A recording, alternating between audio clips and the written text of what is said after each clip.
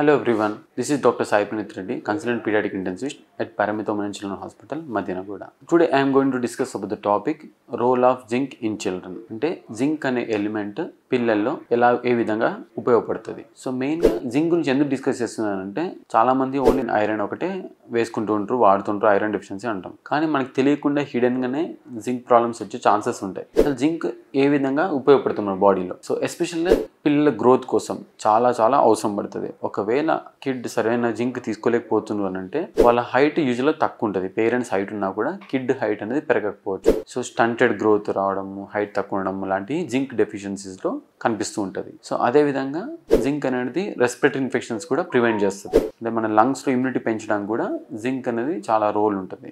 Overall body immunity పెంచడం కూడా zinc has a major role. ఎందుకంటే మన బాడీలో కొన్ని ఎంజైమ్స్లో జింక్ అనేది plays a very important role. ఆ మెటాలిక్ అయాన్ ఏదైతే ఉందో చాలా రోల్ క్రియేట్ చేస్తుంది. సో ప్రతి ఇమ్యూనిటీకి మన జింక్ అనేది అవసరం పడుతుంది. సో అదేవిధంగా జింక్ డెఫిషియన్సీ వల్ల ఇంటెస్టైనల్ లైనింగ్ మొత్తం డిస్టర్బెన్స్ అవుతుంది. అంటే మన పేగులో ఉన్న లేయర్స్ ఏదైతే ఉంటుందో అది చెడుతుంది అన్నట్టు జింక్ లోపం ఉంటే. సో అందువల్ల వాళ్ళకి డయేరియా రావడము, మోషన్స్ రావడం వల్ల ప్రాబ్లమ్స్ రావడము, డెఫిషియన్సీస్ వల్ల ర్యాషెస్ రావడము, ఇలాంటి డెఫిషియన్సీస్ వల్ల ఎక్కువ ప్రాబ్లమ్స్ వస్తూ ఉంటుంది. స్కిన్ ప్రాబ్లమ్స్ కూడా ఎక్కువ వస్తూ ఉంటుంది అన్నట్టు. సో ఇలా డిఫరెంట్కి రోల్స్కి మన బాడీలో జింక్ అనేది చాలా ఉపయోగపడుతుంటుంది. అసలు డైలీ ఎంత అవసరం ఈ ఎలిమెంట్, ఈ మినరల్ ఎంత అవసరం? సో యూజువల్ రికమెండేషన్ వచ్చేసి కనీసం 8 mg అన్న తీసుకోవాల్సి వస్తుంది. కిడ్స్ వయసు పెరిగిన కొద్దీ అది రికమెండేషన్ పెరుగుతుంటుంది.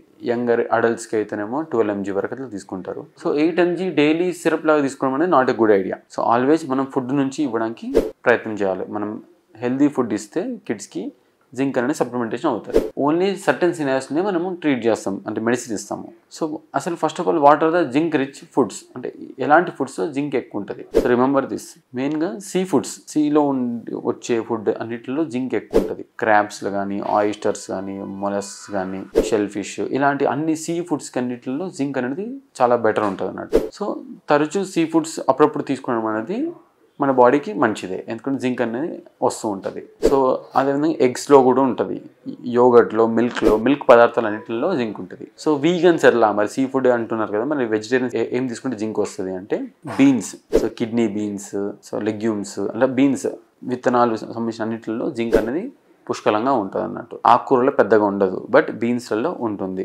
బీన్స్, మష్రూమ్స్లలో కూడా ఉంటుంది, మిల్క్ ప్రోడక్ట్స్లలో కూడా ఉంటుంది. సో పన్నీర్ ఇలాంటి వాటిలో కూడా జింక్ అనేది బెటర్గా ఉంటుంది అన్నట్టు. సో ఇలా ఈ ఫుడ్ అంతా కవర్ చేసేటట్టు పిల్లలకి పెట్టాలి మనం ఖచ్చితంగా. ఎగ్, మిల్క్, బీన్స్ లాంటిది, సీ ఫుడ్ కానీ, కొంచెం చికెన్లో కూడా కొంచెం జింక్ ఉంటుంది అన్నట్టు. సో ఇది పెట్టలేని సిచ్యువేషన్ ఉన్నారు, కంప్లీట్లీ నాన్ వెజ్ తినరు, వెజ్లో కూడా ఇలాంటి సెలెక్టివ్ తినరు అంటే వాళ్ళు డెఫిషియన్సీ వచ్చే అవకాశాలు ఎక్కువ ఉంటాయి. సో అలాంటి వల్ల ఏం చేయాలి? సో డైలీ సప్లిమెంటేషన్ 8 mg ఇవ్వాల్సి వస్తుంది. సో మనకు ఓవర్ ద కౌంటర్ మెడిసిన్ దొరుకుతుంది.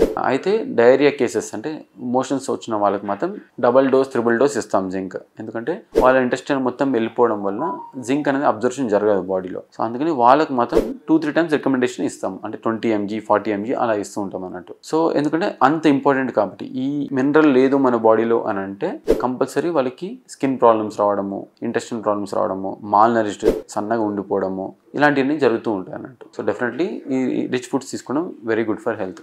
Thank you.